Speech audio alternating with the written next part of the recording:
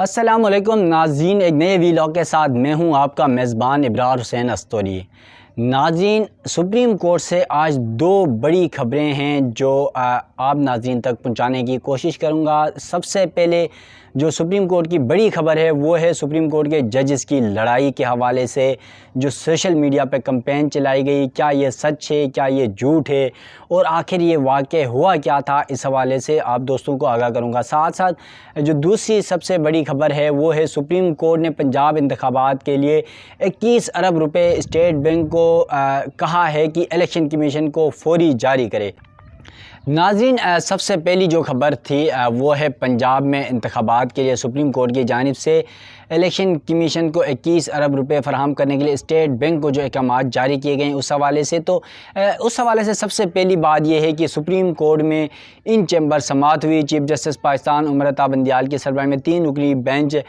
जिसमें जस्टिस एजाज़ उल हसन और जस्टिस मुनीब अख्तर शामिल थे, चैम्बर समाअत की। और चैम्बर समाअत के दौरान ख़ास तौर पे तकरीबन ये कोई 1.5 घंटे की समाअत जारी रही। उस समाअत के दौरान अंदर क्या कुछ होता रहा, सबसे पहले मैं उस हवाले से आगाह करूँगा। उसके बाद आपको तहरीरी हुक्मनामे के हवाले से भी आगाह करूँगा। नाज़रीन, सुप्रीम कोर्ट में इन चैम्बर समाअत के दौरान चीफ जस्टिस समेत जो तीनों जजेस थे वो हुकूमत पर, ख़ास तौर पर अटार्नी जनरल पर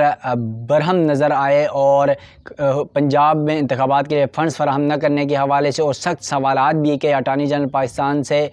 जिनके वो खातिर खा जवाबात भी नहीं दे सके। और वो बार बार यही दोहराते रहे कि हुकूमत ने असम्बली से इस हवाले से बिल पास किया है और अब हुकूमत जो है कोई फ़ंड्स नहीं दे सकती। इसके साथ साथ सुप्रीम कोर्ट में जो हुकाम पेश हुए उनके भी मैं नाम आपको बता देता हूँ। अटार्नी जनरल पाकिस्तान मंसूर उस्मान ऐवान के अलावा जो है कायम मकाम governor State Bank Seema Kamil, special secretary ख़जाना अवैस मंजूर सिमरा और एडिशनल सेक्रेटरी ख़जाना Aamir Mahmood, secretary election commission Umar Hameed अदालत के सामने पेश हुए और फ़ंड्स की अदम फराहमी के हवाले से जो भी उनका मौक़िफ़ था वो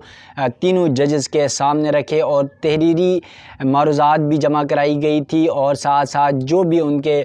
बातें थी, जितने उनको अहकामात मिले थे उन तमाम अहकामात से आगाह किया गया। साथ साथ हमारे ज़राए के मुताबिक चैम्बर समाअत के दौरान अटार्नी जनरल मंसूर उस्मान ऐवान को हुकूमती मौक़िफ़ पेश करने पर सख्त सवालात का सामना भी करना पड़ा और 3 रुकनी बेंच इंतखाबात के हवाले से जो फ़ंड्स फराहम न करने पर ज़्यादा बरहम नज़र आया। और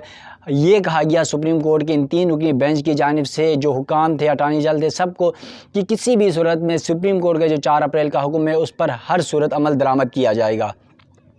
इसके साथ साथ इन चैम्बर समाअत तकरीबन 1.5 घंटा जारी रही। Secretary election commission Umar Hamid ने मीडिया से गुफ्तगू करते हुए सुप्रीम कोर्ट के बाहर कहा कि हमारा मौक़िफ़ वही है कि हमें 21 अरब रुपए के फ़ंड्स चाहिए। इलेक्शन कमीशन पर कोई दबाव नहीं है, जबकि मरदमशुमारी हो जाएगी तो हल्का बंदियाँ भी हो जाएंगी और आज की समाअत अच्छे माहौल में हुई है। ये सेक्रेटरी इलेक्शन कमीशन ने इन चैम्बर समाअत के बाद कही।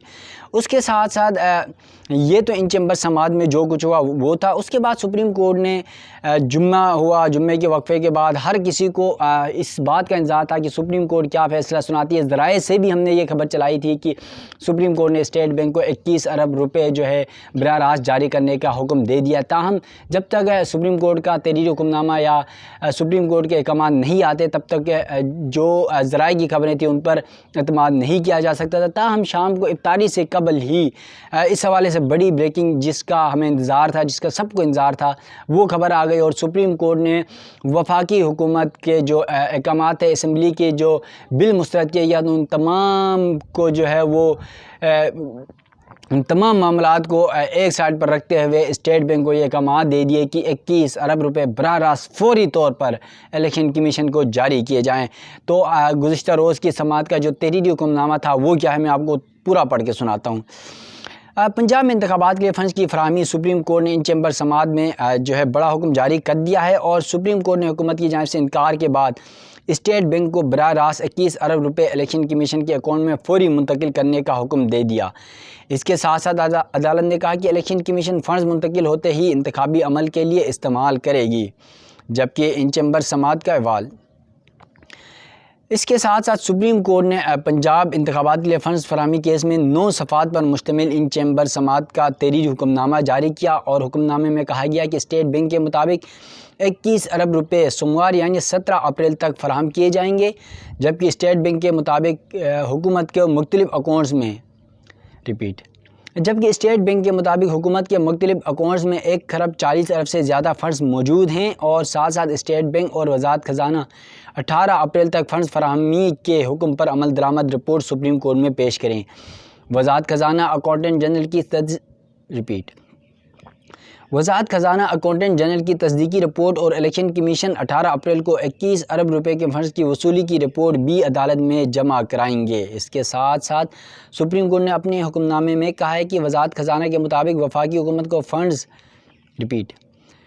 सुप्रीम कोर्ट ने अपने हुक्मनामे में मज़ीद कहा है कि वज़ारत ख़जाना के मुताबिक वफाकी हुकूमत को फेडरल कंसोलिडेटेड फ़ंड से रकम मुंतकिल करने का मुकम्मल इख्तियार है, ताहम अदालत ये नहीं समझती कि हुकूमत को आइनी तौर पर 21 अरब रुपए फ़ंड्स के इजरा में कोई रुकावट या मुश्किल है। साथ साथ अदालत का हुक्म कि वफाकी हुकूमत के पार्लियामेंट से फ़ंड्स के इजरा की फौरी मंजूरी के लिए काफ़ी है। इसके साथ कहा गया कि वफाकी हुकूमत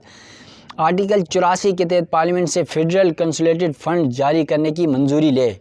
इसके अलावा state bank federal consolidated fund से इंतखाबात के लिए 21 अरब रुपए जारी करने के लिए वज़ारत ख़जाना से राब्ता करे और अदालती हुक्म पर अमल दरामद यकीनी बनाने के लिए स्टेट बैंक, वज़ारत ख़जाना, अकाउंटेंट जनरल और इलेक्शन कमीशन मिलकर काम करे। साथ साथ सुप्रीम कोर्ट ने अपने तहरीरी हुक्मनामे में कहा कि तमाम हुकाम अदालत में पेश हुए और सब ने अच्छी मावनत की, जिसे सराहा गया है और ये भी कहा कि फ़ंड्स के इजरा का मामला फ़िल वक्त मुलतवी किया जाता है और फ़ंड्स के इजरा के हवाले से अगर दोबारा कोई मामला हुआ तो अदालत जिस तरह चाहेगी इसी तरह इसे देखेगी। साथ साथ सुप्रीम कोर्ट ने अपने हुक्मनामे में 4 अप्रैल के फैसले का हवाला देते हुए कहा कि पहला 6 और 7 का मामला इलेक्शन कमीशन की रिपोर्ट आने पर देखा जाएगा, जबकि सुप्रीम कोर्ट ने अपने तहरीरी हुक्मनामे में कहा कि मुकदमे में मज़ीद ज़रूरत महसूस हुई तो अदालत दोबारा केस को समाअत के लिए मुकर्रर करेगी और सुप्रीम कोर्ट ने 18 अप्रैल को इस हवाले से तमाम रिपोर्ट्स पेश करने के अहकाम दिए हैं। तो अब देखना ये है कि 18 अप्रैल तक स्टेट बैंक और जो दीगर इदारे हैं पंजाब इंतखाबात के हवाले से कितनी मावनत करते हैं, फ़ंड्स जारी करते हैं या नहीं करते हैं, इन तमाम का अहवाल तब तक जो है देखा जाएगा। इसके साथ साथ नाज़रीन, सुप्रीम कोर्ट में जो गुज़िश्ता रोज़ सबसे बड़ी जो डेवलपमेंट हुई थी वो ये थी कि सुप्रीम कोर्ट के जजेस की लड़ाई के मामले पर जो है खबरें चलाई गई सोशल मीडिया में कुछ प्लेटफॉर्म्स में कि जो जजेस की लड़ाई हुई, जिसमें चीफ जस्टिस उमर अता बंदियाल और जस्टिस काजी फाइज़ ईसा जो सुप्रीम कोर्ट के दूसरे सीनियर जज हैं, उन दोनों के दरमियान 13 अप्रैल की शाम को जो है सुप्रीम कोर्ट के जो जजेस कॉलोनी है वहाँ पर रात के टाइम वॉक के दौरान लड़ाई की ये खबरें चलाई गई और कहा गया कि जस्टिस काजी फाइज़ ईसा ने चीफ जस्टिस पाकिस्तान पर हमला किया, स्टिक उनके हाथ में थी, ताहम जो दीगर जजेस वहाँ पर मौजूद थे उनकी जानिब से जो है बीच बचाव किया गया। इसके साथ साथ एक दूसरी अफवाह ये भी फैलाई गई कि ये लड़ाई जजेस कॉलोनी में नहीं बल्कि सुप्रीम कोर्ट की बिल्डिंग के अंदर चीफ जस्टिस के चैम्बर में हुई और उसमें ख़ास तौर पे सुप्रीम कोर्ट के जो 8 रुकनी बेंच ने पार्लियामेंट की जानिब से जो अदालती इस्लाहात किए गए उस केस को सुनने से पहले की ये खबर फैलाई गई कि उससे पहले जस्टिस जो सरदार तारिक हैं, सीनियर जज हैं सुप्रीम कोर्ट के 3रे नंबर पर, और उसके साथ साथ जस्टिस मंसूर अली शाह जो 4थे नंबर पर है, वो दोनों जजेस और साथ साथ justice Ijazul Hasan, justice Munib Akhtar chief justice Qazi chamber में थे। तो वहाँ पर जो है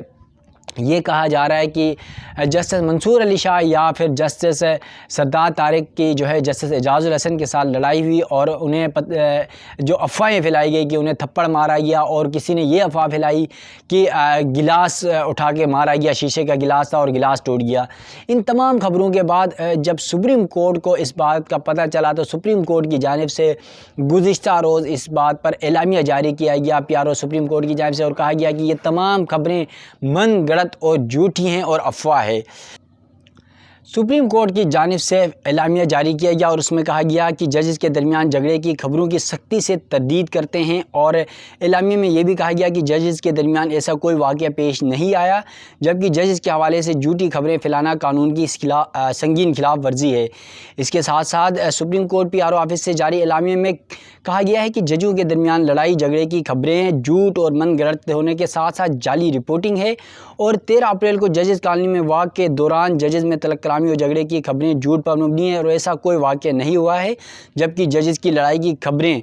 गलत खबरों की मुख्तलिफ सोशल मीडिया प्लेटफॉर्म पर तशहीर की गई और जजेस के दरमियान झगड़े की झूठी खबरों की पुरजोर मजम्मत करते हैं। ये सुप्रीम कोर्ट का एलामिया था। साथ साथ नाज़रीन, ये दो बड़ी खबरें थी सुप्रीम कोर्ट ऑफ पाकिस्तान से, और जहां पर एक तरफ जजेस की लड़ाई तो दूसरी तरफ सुप्रीम कोर्ट ने पंजाब में इंतखाबात कराने के लिए 21 अरब रुपये जारी करने का स्टेट बैंक को हुक्म दे दिया है। ये दोनों बहुत बड़ी खबरें थी सुप्रीम कोर्ट में, और ख़ास तौर पर इस वक्त